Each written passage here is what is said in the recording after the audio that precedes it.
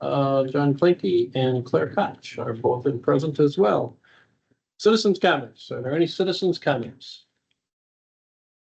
Citizens' comments? Citizens' comments? Seeing none, citizens' comments are closed. Report from the chairperson. All I'll say is we have two very important pieces of legislation in front of us tonight. We don't get through them, that is fine. We can go to the next meetings, but you have the rules and the ethics. Again, maybe we can get through them. We have the attorneys here, but again, I think these are extremely important. So if we can't, I think that's fine. We set another meeting for that. Reports from committee members. Any committee members? All right. I have no communications. Is the committee aware of any communications? Okay. We need approval of the minutes of the previous meeting. Move the minutes. Second. Then moved by Supervisor Norton and second by Supervisor Stocker. Any other corrections, additions? All in favor? Aye. Opposed? Passes unanimously. Okay, the amendment to Chapter 2, County Board Rule of Procedure. We have Attorney Phillips here. Our plan, unless the committee sees different, is you kind of go through the memo that was issued with the changes. And then any questions that they may have, myself and Supervisor Gasky have had the privilege of sitting through several meetings on this. So feel free to make sure you understand these because I think they're extremely important, both pieces of it. Attorney Phillips. Thank you, Mr. Chair. Good evening, everybody. This is your first look as a committee at these rules, and so forgive me because I've been working on these for the better part of 8 months now. And so if there is something that I glossed over or don't pay a lot of attention to, please ask questions. As the chair indicated, I'm going to start with the memo because what I attempted to do with the memo, which is dated July 16, revised September 6, is highlight the very substantive changes to the rules that change the way that Kenosha County and the Board of Supervisors operates. And so I'll start with that. Item 1 on the memo is it speaks to this concept of the ability to excuse a supervisor from a committee's closed session portion of the meeting.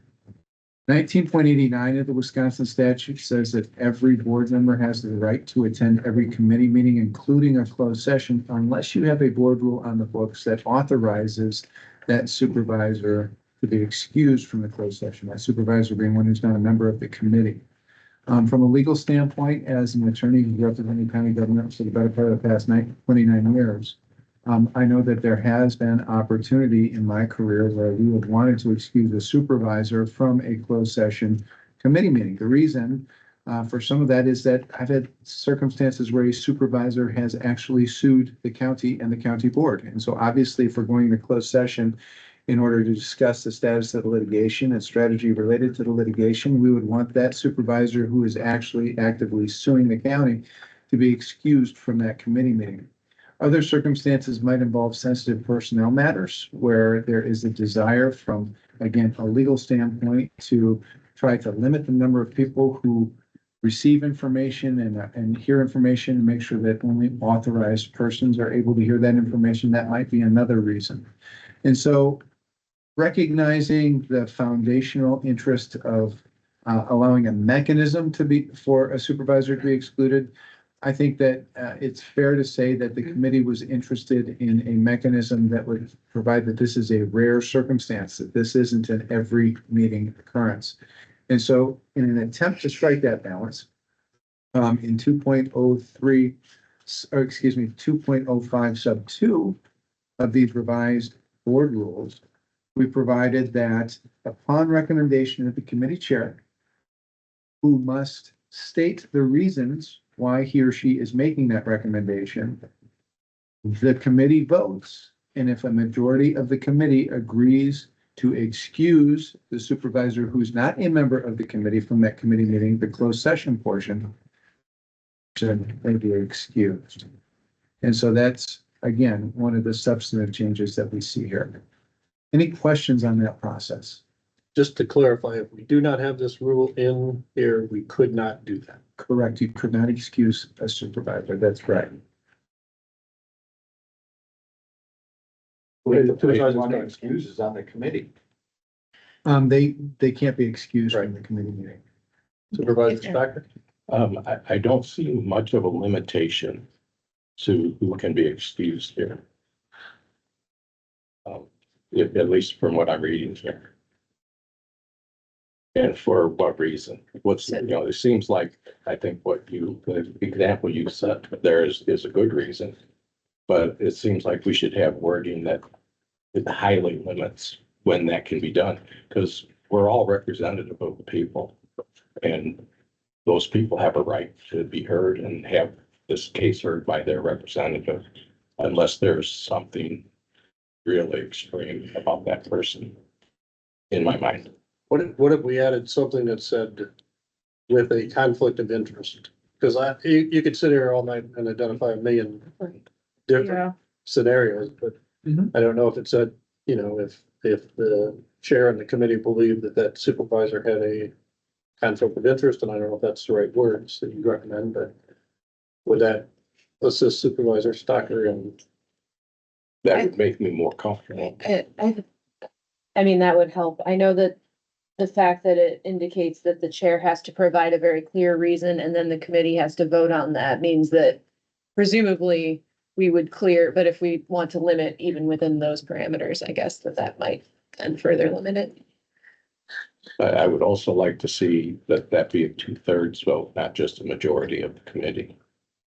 That's just, I'm throwing out my thoughts. I'd have to ask the attorney, can that be, or is that already a rule that is just a simple majority? You can have it be a 2/3 vote if that's what the. 2/3 vote of the committee. Right.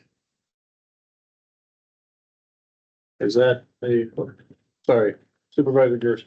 Thank you, Mr. Chairman. I don't want to interrupt the discussion while your committee is discussing it, but if you recognize me now, I do concur. I can see there's times where there's good reason to have this kind of a provision.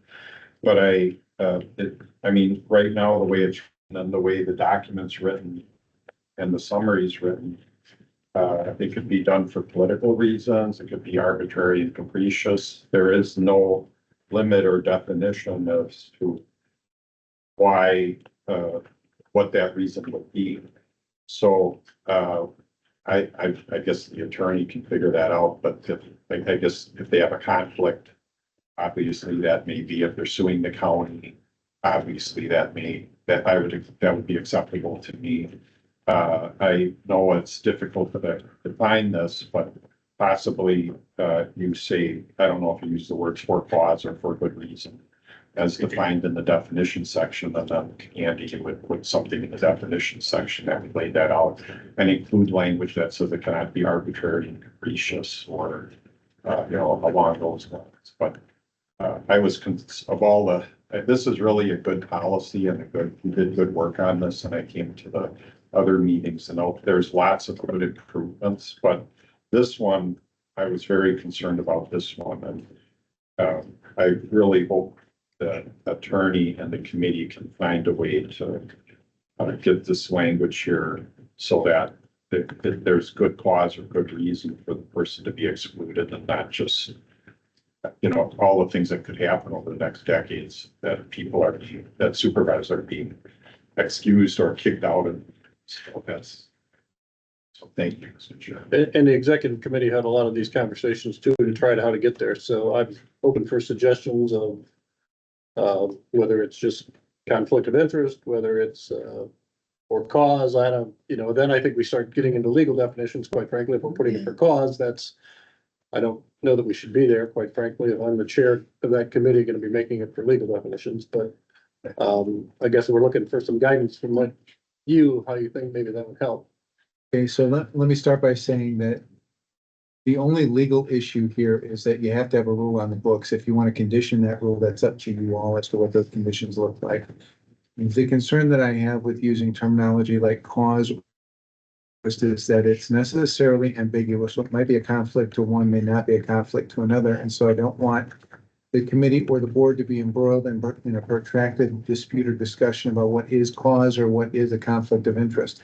That said, if you want to see conflict of interest language in this rule, and that guides then the chair's recommendation as to why the chair is recommending recusal of that supervisor, that's okay by me.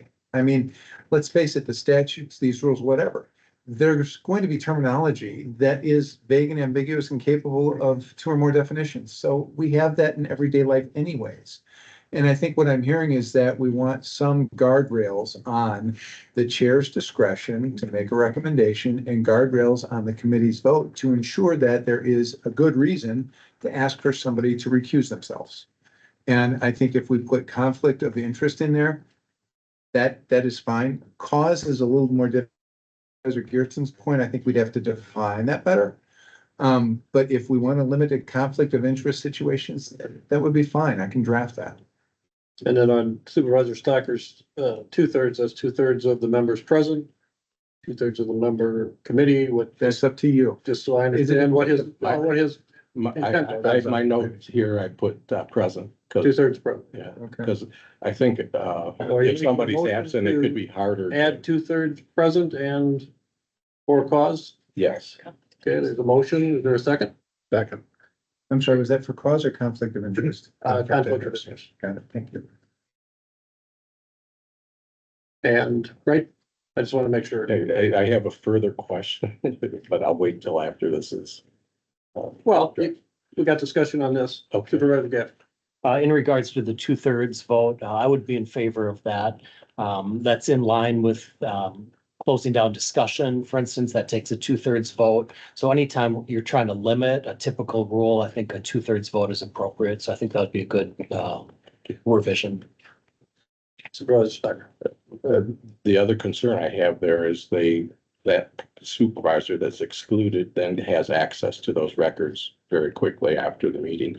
How would that stop that supervisor from suing?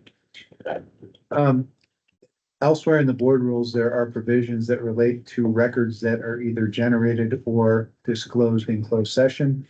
And that it's not until Corporation Counsel says that those records can be disclosed that they are available.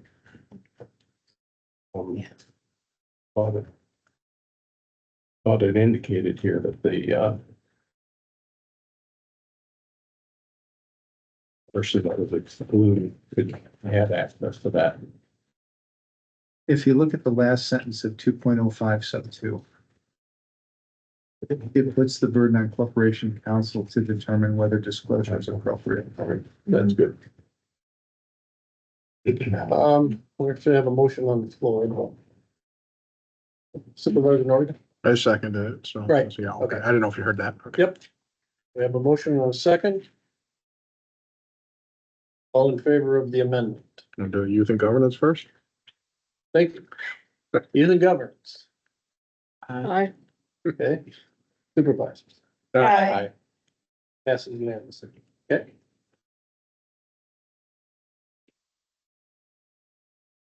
Okay, the second group of Can I be recognized on this first point yet? I think the point's already over, but Okay, that's your fault, your chair. Were we voting on that amendment? we did vote on the amendment. That's all we were voting on. Right. Yeah, the whole thing will come back, so. I think that point's already moved on. I'm just concerned that if you put there, it still could be arbitrary and capricious, so that's. Understood. Oh, this, I'm staying for that as well. You did? Yeah. the second substantive set of changes relates to this definition of session. As the board rules are currently drafted, a session isn't specifically defined in the board rules, but the board adjourns sin die every November, and then a new session of the board starts. And that seems a bit inconsistent, at least based upon my experience with other counties and with Robert's rules, because typically you see a session lasting for the full term of an elected official's term. And so in a county's case, it would be April even numbered year to April of the next even numbered year. And so the board rules have been revised to reflect that that 2-year period is defined as a session of the county board. That led to a discussion, and if you were here for the previous meeting, you heard a little bit about that. That led to a discussion about how matters come back before the county board, because the definition of session is important for purposes of triggering other parliamentary and procedural rules as it relates to how business is able to come back before the board, because in theory, an item that has been disposed of in the current session is incapable of being reintroduced in that same session. So the concern was, look, there may be something that we do in May of an even numbered year that we want to bring back in May of an odd numbered year. It's been a year since it's gone by. And according to this rule, we couldn't do that. And so the executive committee took a hard look at defining session as a 2-year period, but allowing for the reintroduction of items that have been previously disposed of if there is a 6-month waiting period, allowing that item to not be taken up again. But after that 6-month period, it can be brought back before the board and the committee. And again, I added in the procedural mechanisms that we're all familiar with in Robert's rules relating to amending something previously adopted, rescission, reconsideration, things of that nature. As again, you can still do all of those things procedurally, but at least defining the session as a 2-year period and then putting the limitation on matters to be introduced during that 2-year period. Any questions on that section?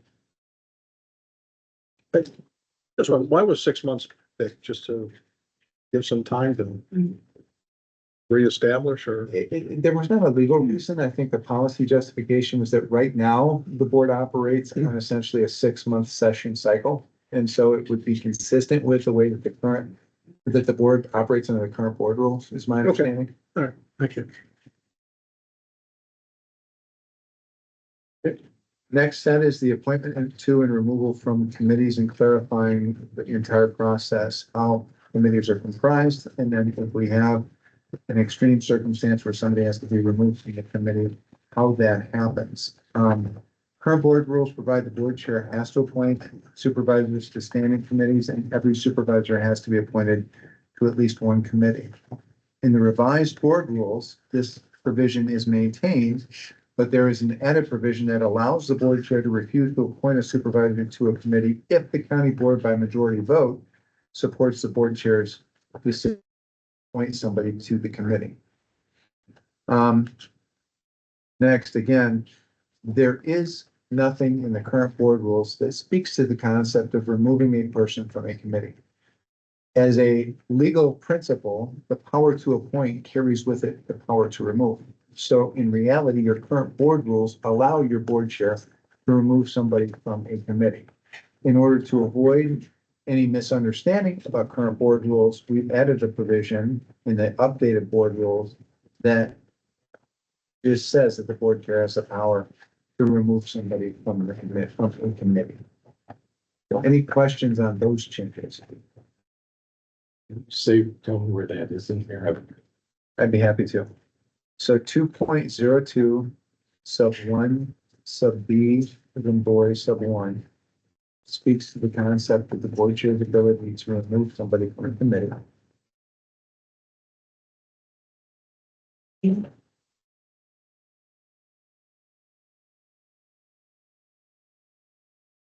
Got some notes here, but This just clarifies the current practice. Correct. Supervisor Stump. I would just like to see, before somebody's removed, that there would also be a majority vote of the committee present. It's actually a board decision and not a committee decision Mhm. to remove somebody from a committee. So then the board. I feel like this could be too powerful of a thing. I think the power is already there, my understanding. That's correct. This is We just putting it in notified. we have an opportunity to limit it at this point in time. It's not required that it be that way.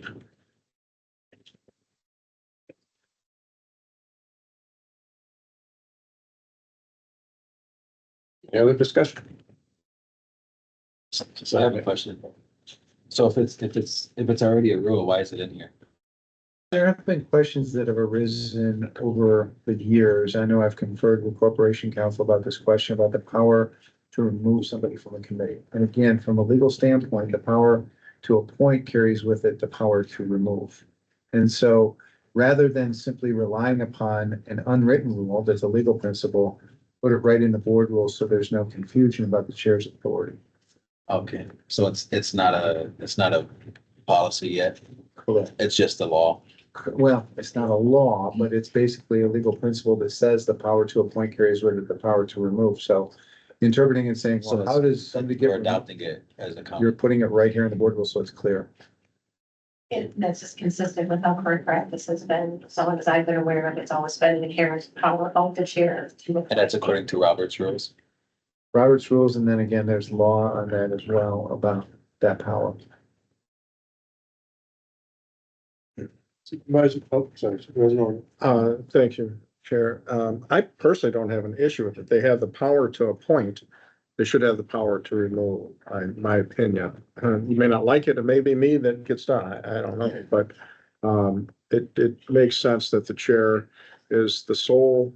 Now, they may discuss or ask opinions of appointing to certain committees. And they could certainly do that to remove, but if you're gonna give them power, the chair the power to appoint, they should also have the power to remove this. Personally. I personally agree. Thank you. Supervisor Gearston, did you have your hand up? Thank you, Mr. Chairman. On this item 3, there's 2 paragraphs. So before we go on to paragraph 4, I just want to that's the second paragraph, but I think at this point, we're just discussing the first paragraph. Is that correct? I had mentioned the second paragraph. I went out of order in my presentation. I apologize. So I did discuss that. So if on the second paragraph, I'm on the first paragraph, I'm in harmony with Supervisor Nordigan and everything else I'm hearing. I mean, the chairman has the right to appoint and remove. This just clarifies it. I mean, Andy, is that correct? That's correct. Now, the second paragraph, the current rule says that you have to be appointed to at least one committee, correct? Correct. And this would permit a supervisor to serve on no committees. Correct. And so that item, I would like to see it, and I'm just saying what I would like to see. I'd like it to see a supermajority, 2/3 on that. So is it, they don't have to serve on a committee if the chair removes them from a committee? No, it's on the initial appointment of committees. The chair can say, I'm not appointing Supervisor Morrissey to any committees. And county board by majority vote has to confirm the chair's decision. And then he wouldn't be appointed to any committees. Which I think so. No, you can't request that. It's the chair. I think the point here is that instead of majority vote. He wants a super majority. Yep, I got it. I just, to finish my thought, it's pretty extreme to take a supervisor and have him be on no committees. I guess I can see some reasons for it, like if they're ill, they want to stay on the board, they need 3 to 6 months to get through their illness. There might be other practical reasons, so I think it's good to have a provision for it. But And he says super majority is at 2/3. It could be 2/3, 3/4, whatever you define. what I was thinking, but It sounds like we're doing 2/3 for a lot of other things, so. Let's spice it up. Make it confusing. I like consistency. So you've heard just from the supervisor, not on the committee. Is there anybody on the committee that's making motions or looking to do anything here? I would move that we'd go to 2/3 I'll second that. majority of the board. Yep. To uphold the Okay, rules. so the motion is to change it from majority. The chair removes you to 2/3 vote of the board. By stating that correct? One of each nation. Just make sure I'm stating that correct through the attorney first. Yes, I would strike simple majority in the rule and say by 2/3 vote of the county board. So just to clarify, that would be 2/3 of 23, regardless of how many people were present at the meeting. Good question. We'd have to specify that. We'd have to say either of So members elect. Mark, then what was your? I would like to see it of the 23. Because again, that's representation of the entire county. So The only issue I have with that personally is if somebody decides I'm not gonna show up Hmm. because of that, that concerns me too. I'm all in favor of the 2/3 of those members Mhm. present, but we start putting it, then you're gonna have games played. In my opinion. I would agree. I think that leaves too much wiggle room. Yeah. It makes sense. Okay, I would amend it then to 2/3 of the present county board supervisors. Okay. And I'll second it. yeah, second. All right, any discussion on the amendment on the floor? Anything governance? Aye. Got a thumbs up. Yeah. Supervisor, Aye. any opposed? Passage unanimously. All right, so the next section relates to committee meetings and agendas. The current board rules don't have a process for sending the agenda for committee meetings. The revised board rules provide that no item can be placed on the agenda without the consent of the committee chair.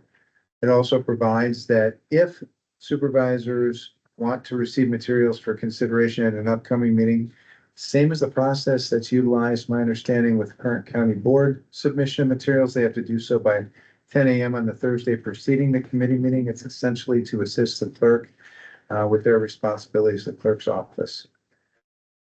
I went out of order again, Dave, I'm sorry. I'm gonna go back to the first paragraph.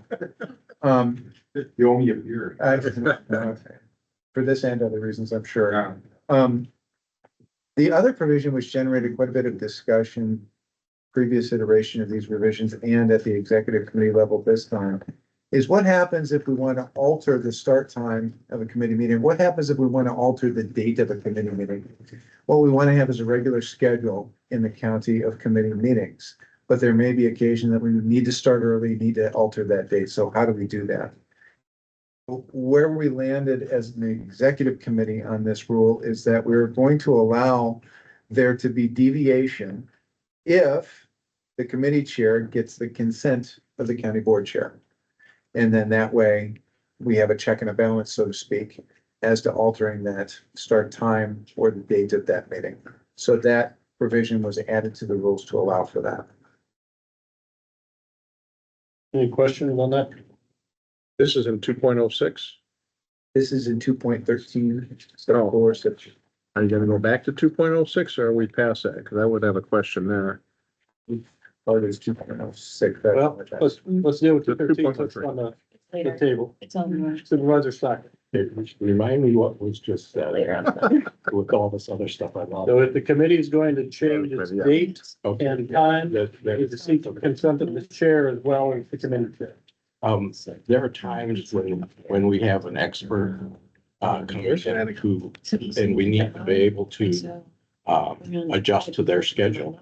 And I would, I think I've even got that same. I don't know if we need Is this what wording on our in there, agenda? but that would Or be, is that this? something that would need to be considered in that decision process.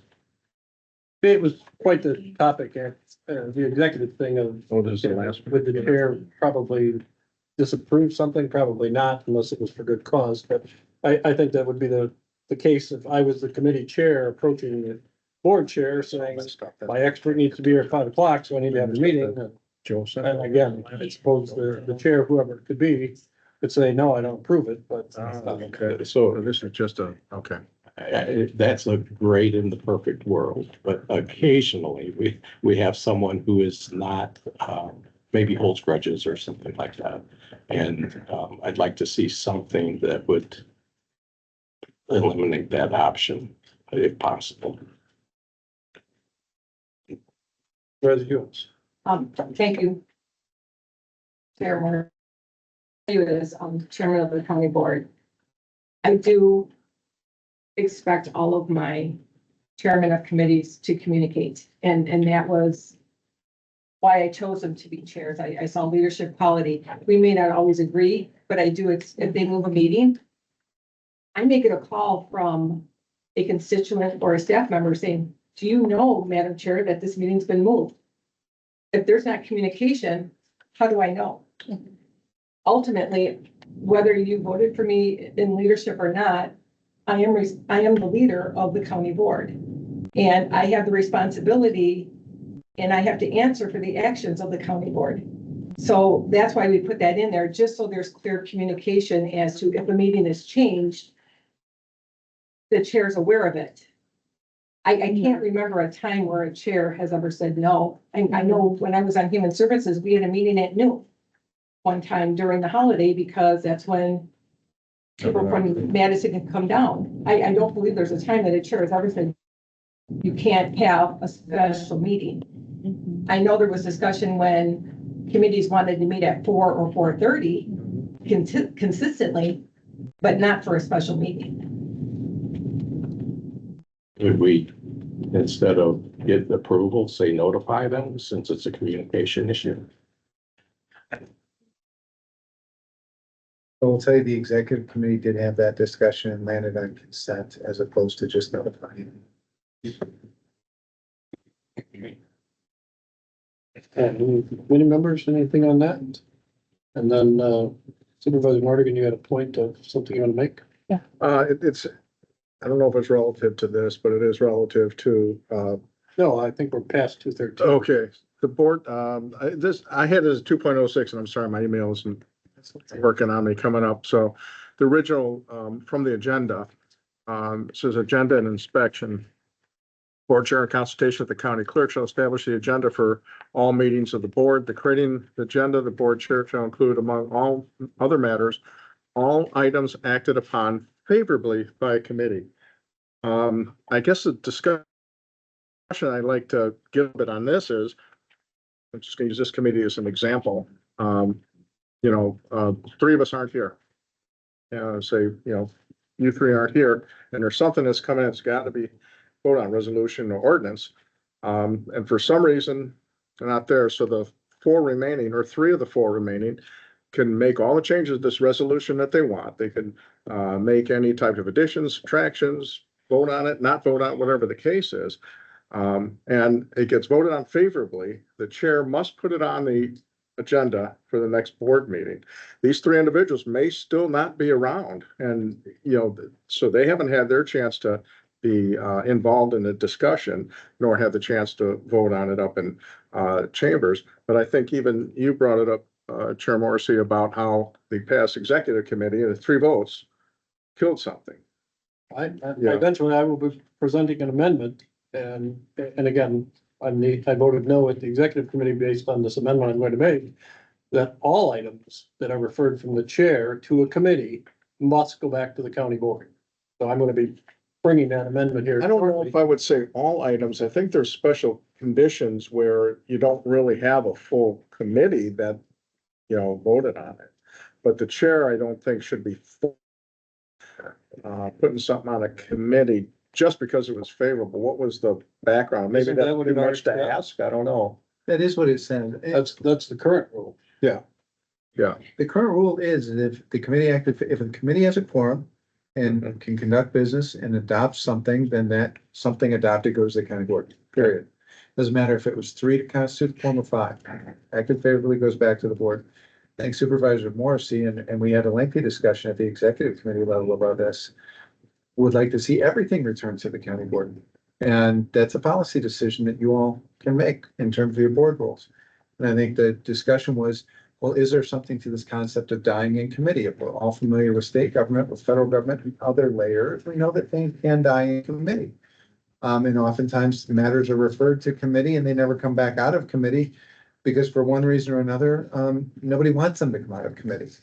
And you could do that. That's okay. And Robert's rules contemplates that. And the procedural mechanism to bring something back to the board is if the board by majority vote orders something out of committee, the board can always order something back to the board out of the committee if that's what it wants to do. So that's again in Robert's rules is a procedural mechanism, not the board rules. But you can have a board rule on the book that says it's automatic. It comes back to the board, no matter how the committee acts favorably or unfavorably or not acting at all. And so it's really up to you as to how you want to proceed with that. I think that, again, I don't want to mischaracterize what the executive committee does. So at that risk, I will say that I think the executive committee was comfortable with a procedural mechanism existing in Robert's rules to allow to bring something back to the board by majority vote of the board and allowing a matter to die in committee if that's what the board would like to see happen and the committee would like to see happen. I'm sorry, sure. See, just to clarify, I'm not sure exactly what you're discussing. I know Supervisor Norton had talked about some concern just in general that things have to be put on the next one board meeting right after that meeting. Or if we're getting into what your proposed amendment is with regard to everything going. You can come before pass or fail, so that I. So my understanding, he was talking about 206 where Yeah. the word favorably was there. Yeah. And then the fact that some of us may not have voted on it, but I don't know how you do that. Yeah. All right, so then I'm gonna pass the gavel, so I pass out 203 here and 206. If I get a second, I would like to make the amendment that says all matters referred to committees or committees must be returned to the board for board consideration within 30 days of action being taken by the commission. And then it's You have 60.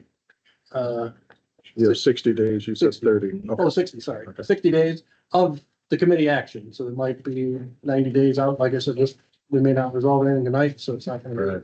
And then in 206, the word favorably is struck.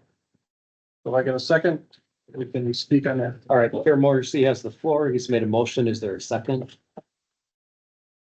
I would second it to get into a discussion. All right, the motion has been made and seconded. We are open for discussion on this. Just to be clear, does everybody on the committee have a copy of the proposed changes? And then is there anybody else on the periphery that would like one or need one? Do we have extras? About Okay. 15, I don't know. That's the I only, have a question. if there's any extra, I'll take it. Here, I have more, an extra copy. Probably know it by heart. No, I have a written on copies. All right, Supervisor Garcia? Well, what was amended earlier? Are we amending? So what was amended by you? That was the 2/3 vote requirement. I think that was that adopted? I believe that was adopted, or was that? It was not adopted. Okay. So with respect, I think that the committee ought to act on that proposed amendment before Yes, acting on this because Which one? they're different subject matter. The 2/3 vote requirement as it relates to No committees. Mm-hmm. serving on a committee. Every supervisor has to serve on one committee. And it took a 2/3 vote to get it off. Correct. I don't think the committee ever We voted. didn't vote on it. Oh, I thought we did it. I thought we Yeah, I did. did too. I apologize. Like, again, we can do it again, but I thought we did. Yeah. Youth and governance committee, Aye. anybody opposed?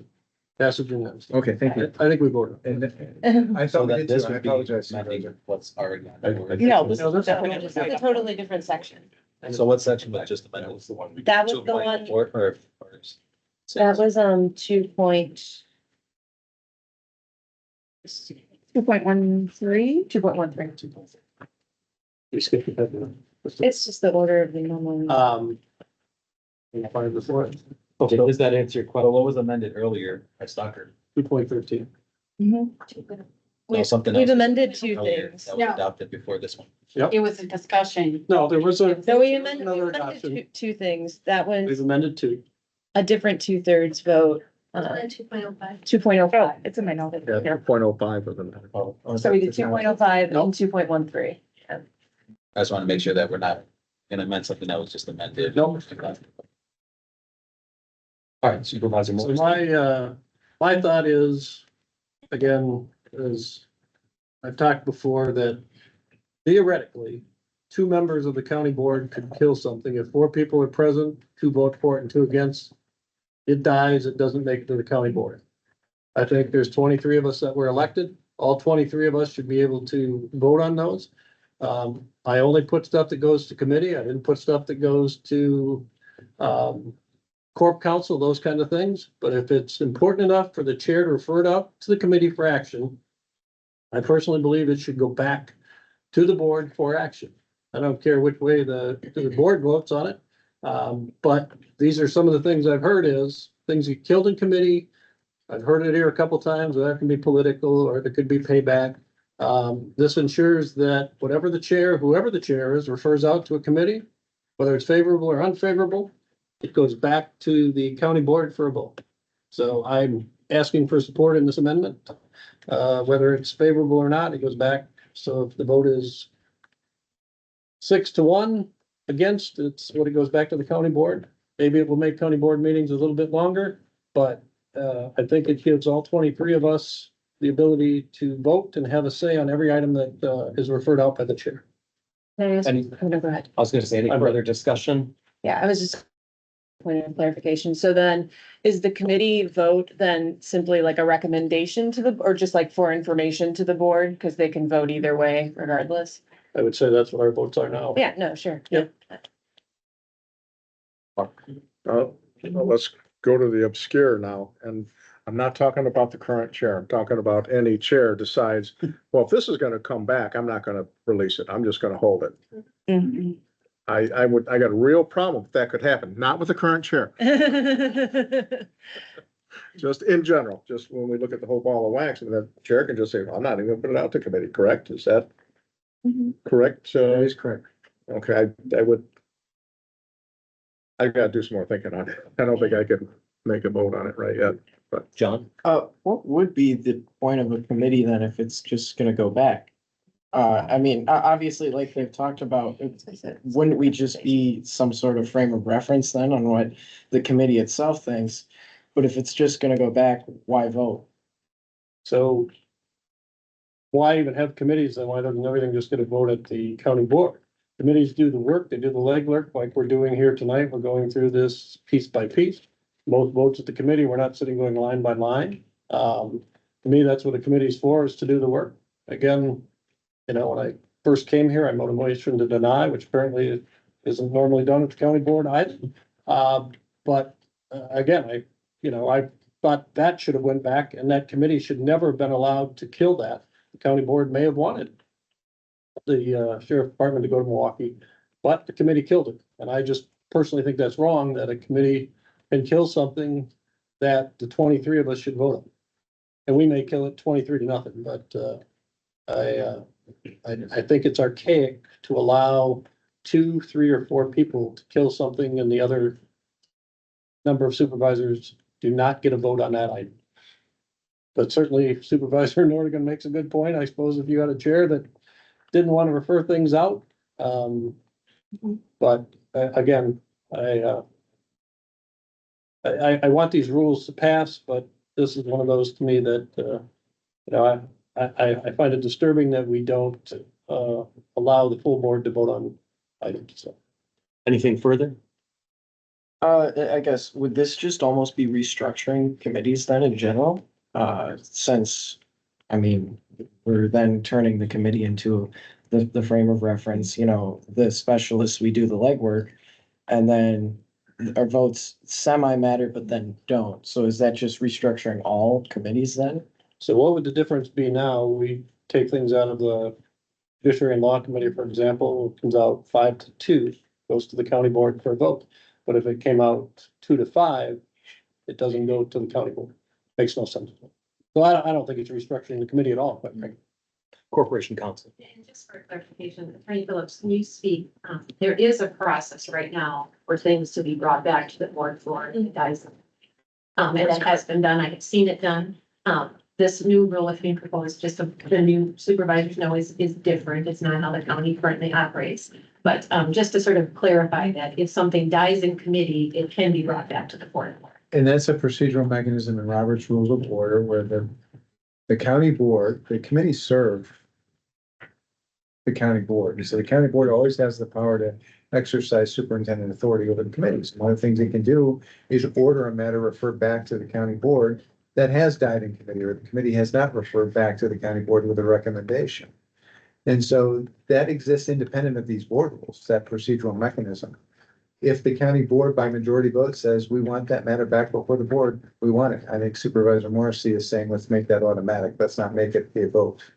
So that tends to be used for more bigger issues, perhaps, than everyday mundane things. But again, that's in Robert's rules, but this. Right. Oh, I'm aware. Thank you. Supervisor Kirby. So I think my thoughts are, that it's a duplication of efforts if we send it through a committee. And I do think for the most part, the committees do their due diligence. We work hard to make sure we understand everything. We're doing right by our constituents. And there are going to be times when we bring something before the board and the board decides to strike it down in the end. But at least in my, when I've seen something come out of a committee, the board tends to, you know, trust the members of that committee, that they did their legwork. I feel like it would be inefficient if we were to have everything come back before the full board after going through a committee. That's my take. No. Claire? So I just had a clarifying question. So when we talk about committees, how does the process work where the chairman appoints supervisors to the committee? Because the only thing I see about this is then if an issue was at committee that a supervisor representing those constituents, if it's really affecting one section, like of the county and that supervisor isn't on that committee, then they would have a voice in the county. But do supervisors kind of get to choose what committee they're in or no? Chair Upals. Thank you. Claire, the chairman of the county board selects their committees. We look at the 23 who were elected. We appoint the chairman of the committee. We choose to put committee members on committees. So it's up to the chairman of the county board. Thank you. Supervisor Stock. So my thought is that in the committee, we get down into the nuts and bolts of the issues. That's where this is ground out, and I think by design, so that all this stuff doesn't just pile up in those 2 month or those bi-monthly meetings. And I would not be voting for this for that reason. Any other committee discussion? Otherwise, I'll Supervisor Geertsen. Thank And you, then Mr. Chair Thank you for recognizing. Did you want to recognize the chair? I'm willing to go after the chair. She said you could go. Yeah, thanks. Thank you, Mr. Chairman, for recognizing me. The point I wanted to make was what the advice we got from Corp Council.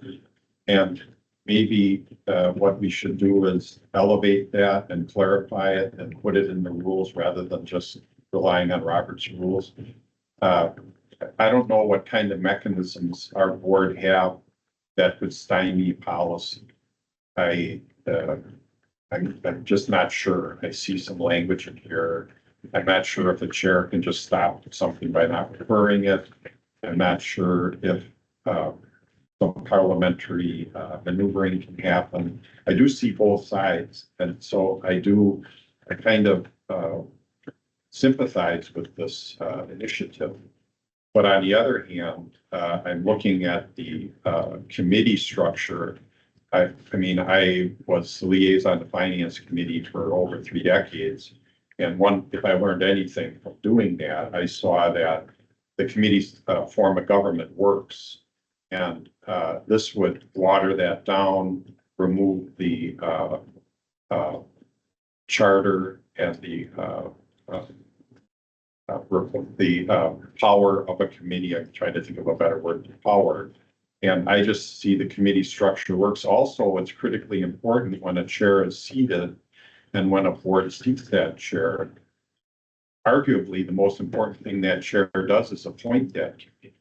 So that reflects what happened in the election too. So on the other hand, I don't like the idea that parliamentary maneuvering can block policy that might be in the best interest of our community. So maybe rather than eliminating and watering down our committee structure, which I've seen work so good for so many decades, maybe clarify that process that can get something back on the agenda.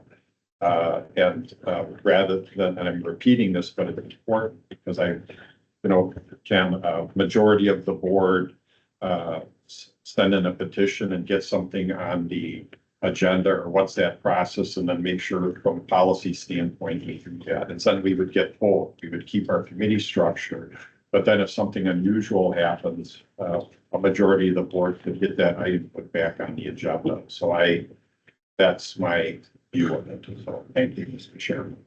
Chair Upals. Thank you.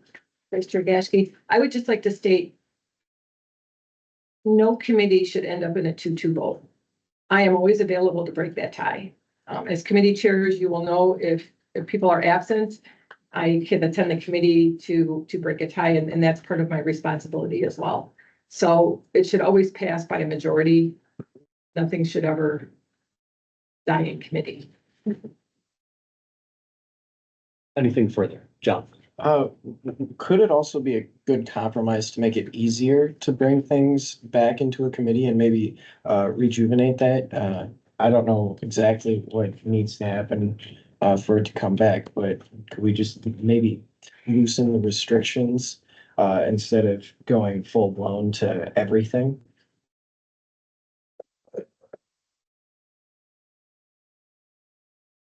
So could we make a policy of saying to be able to vote to put it back into committee?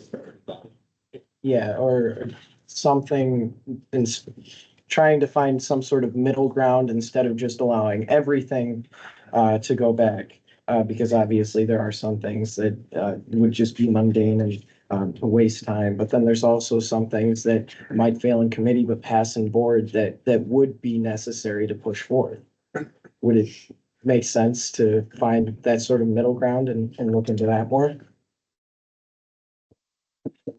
I think it's already in our rules of how to bring it back, right?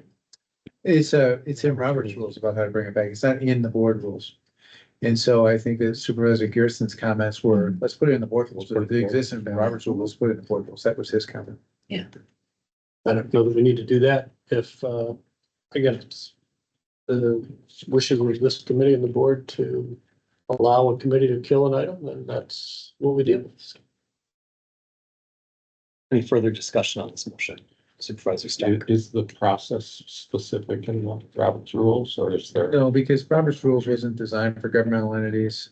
So if this committee gives direction to me to draft that type of a rule, I would suggest that there be provision on the agenda to allow a supervisor to request a matter be brought back to the next board meeting. I don't like the idea of a petition simply because it invites a walking forum, and that as a lawyer frightens me a bit. So I would prefer that we have a specific agenda item where supervisors can ask that a matter be brought for the next board meeting. And then if a majority of the supervisors agree, it's on the agenda automatically if that's what this committee desires. Yeah, we need a motion to make that. I have a question. I believe we would, yeah. I wasn't quite done. Okay. I would move that we ask that be done. That process be written up there. Well, we currently have a motion on the floor. We'll take note of that if you'd like to bring that up, unless you're proposing that we amend the proposed amendment. No, I forgot. We could do that. I would, in my mind, we were already done with this. You're making me earn my money. Thank you. Is that? Yeah. No, that- Supervisor Vasquez. Thank you. I just want to clarify that even if we follow Robert's rules for something to come back to the board, it's up to the chair to decide if they want to put it on the agenda, correct? Correct, right now. But So it isn't automatic, it goes on the agenda for the board to vote. But I will say, under Robert's rules, if the body orders the chair to put something on the agenda, the body doesn't Then, bother. right, just so everybody understands. So I have a clarifying question. So, when it comes to, or I guess, yeah, 2.06, when it's talking about favorably by removing favorably, does that mean that everything is gonna have to go, or it's just clarifying that the chair, or, yeah, the chair who's making the agenda could choose even if it isn't favorable, if it pass? So it would not come back to the county board if it comes out of a committee unfavorable. That's how it is now. That's the current, and the Well, amendment with the that removes amendment, favorably says everything. everything. By striking that would make everything. come back. Everything would go back. Right now, if it fails in committee, it does not come back. to the Right, county. right, I understand that. I guess, maybe. Anything further? I'm gonna think on it, I don't know if I understand. Any other questions from youth and governance committee members or others in the room?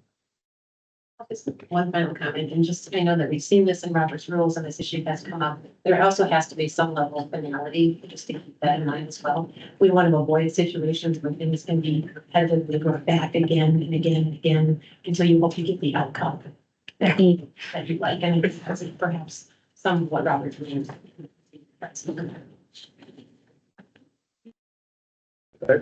So would be bringing it back up, go with the 6-month rule? Or would the Roberts rules work a way around that? So something that was, okay, so you don't have to worry. Board 6 Yeah, it's just, okay, that's what I was, okay, thank you. I'd like to briefly discuss this. I'm chairing the committee meeting. Do I have to pass to our newly minted, second vice chair? Oh, no. I wasn't ready for it. All right.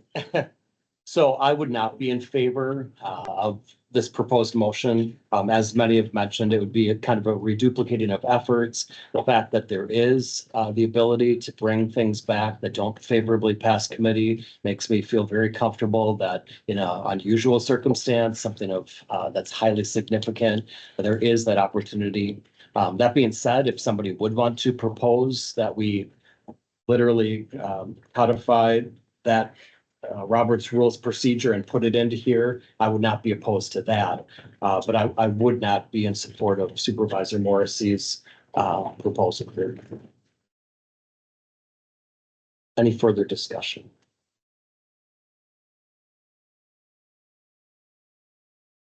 Anything? All right, then let's vote. Again, we're simply voting on this proposed amendment. And do you like a roll call on this? Okay, all right. Can I just clarify what a yay and a nay vote means? Yes. So a yay vote would be approving this, and a nay vote would not be in favor of this. All right, so all in favor, we'll start with youth and governance. If you're in favor of approving this, say aye. Any, all opposed, say nay. Nay. Okay, and the committee members, all in favor of approving this, say aye. Aye. All opposed, nay. Nay. Nay. Okay, it fits. All right, I'll fill up the up. Yeah. All right, were you Well, going yeah, to? could I make my move that we ask them to put up a procedural section for bringing things back out of committee? Following the Roberts rules. Yeah, procedures. and putting, within, making sure we're got limitations on that. If I understood it, I'll second it. All right. Been moved by Supervisor Stocker, second by Supervisor Nordigan to basically add the conditions under Robert's Rules of Orders of how you bring something back to a board meeting. I state that correctly, Attorney Phillips? I believe so. If I could, Mr. Chair, with permission, I would like to suggest that the motion, if I understand it, 2.03 sub 6 addresses this issue. And I would suggest that I draft language that allows the board by majority vote or the referral back out of committee, back to the county board. That sounds great. Okay. Sounds right. Any discussion on that motion? All, youth and governance. Aye. Aye. Ready? Aye. Opposed? Passes unanimously. Board chair role on committees is the next section. Right now, the current rules provide the board chair as an ex officio member of all committees, which is a bit confusing because ex officio means by virtue of office. So the amended rules, the revised rules, remove the reference to ex officio, provides the board chair with the opportunity to attend a committee meeting with full privileges of committee membership where his or her presence is necessary to establish a quorum. And then there is a mechanism in the current rules that allows the board chair by phone to cast a tie-breaking vote with committees. That mechanism is eliminated in the revised rules because the thought was is if we don't have a quorum, fine, let's call the board chair in with full privileges of membership on the committee. But if we have a quorum here, the committee ought to decide the issue, not the board chair. That was the thought. And I would agree with that, but that was contrary to I was what gonna the say. county board chair had said. Yeah. That's why I waited for her to leave. There is still a quorum of the committee and it could be 2-2, but that's supervisor staff. I like this, but does this apply to if the board chair is out, to the, Vice chair, or, the vice chair serves in the board chair's capacity if the board chair is so unable to it's, serve. it's a take in the. But it's not simply we couldn't get in touch with the board chair. It's the board chair is not able. He or she is out. Correct. And so then, okay, I felt like that was important that they were able to fulfill that role. Right. Any other discussion on this item? Okay, The next item talks about the agenda for county board meetings. The current board rules provide the board chair with powers related to removing items from the agenda. But there's no specified process about how the agenda is created. Under Wisconsin law, the board chair is responsible for county board agendas. And so we basically, in the board rules, replicate that provision that's contained within the statutes. And then 2.06 sub 1 of the revised board rules provides that the board chair, in consultation with the county clerk, establishes the agenda. And then as well, there's a mechanism for an item to be removed from the agenda as well. And so in my estimation, it conforms to state statute and also clarifies the authority of the board chair as it relates to setting the agenda for board meetings. discussion on that? Sorry. pretty active No, that's all right. on the subject. So, and I like all this, but I was wondering, is there a way that we could, an item could be added to the next agenda upon a majority vote of, board supervisors present in a county board meeting? You can always do that under Robert's rules. Okay. All right, that makes me excited. Glad I can help. Right. Remote attendance is not allowed at meetings unless your board rules specifically authorize, and so the revised rules allow for remote attendance at meetings, but only during a declared state of emergency. Declared state of emergency is defined in 323.11 of the statutes, and that's declared state of emergency by your county executive. And that's rare, and it should be rare. And I think that the feeling from the executive committee was this ought to be a rare occurrence where we allow people to attend remotely. I do think it's a useful mechanism because, for example, if we have a natural disaster in the county and we can't get to the building, there ought to be a mechanism for the board to get together and make important decisions. So that's why that provision is there. If the executive is not available, is there someone who can fulfill that role? I think theoretically, yes, because the board rules provide, and the statutes provide that the board chair appoints a temporary executive in that circumstance, depending upon the reason for the absence. If it's just that the executive's out of town, no, but if that office is vacant for whatever reason, the board chair fills that vacancy. So they could declare a state of emergency while they're still out of town. They don't need to be here to do it. Correct, Okay. correct. They don't need to be physically present in Wishoe County to make that declaration. I'm good with that. Number 8, rules for citizen comment. Your board rules currently do not contain provisions that allow rules, so to speak, for citizen comment, although I know the previous board chair had provided some guidelines to citizens during citizen comment. Again, I think the executive committee believed it important to publish those rules so that everybody is on notice of exactly what the rules are for citizen comments. Those are contained in 2.03 sub 10 of the revised board rules. I will tell you that it's consistent with what I would consider to be expectations of civil debate and discourse for governmental bodies. Next is fiscal notes and legal notes. I'm sorry. I'm still trying to get there. Because I passed, I apologize. What was that? 2.03 sub 10. I thought I had some notes. Yeah, no, I'm sorry. Go ahead.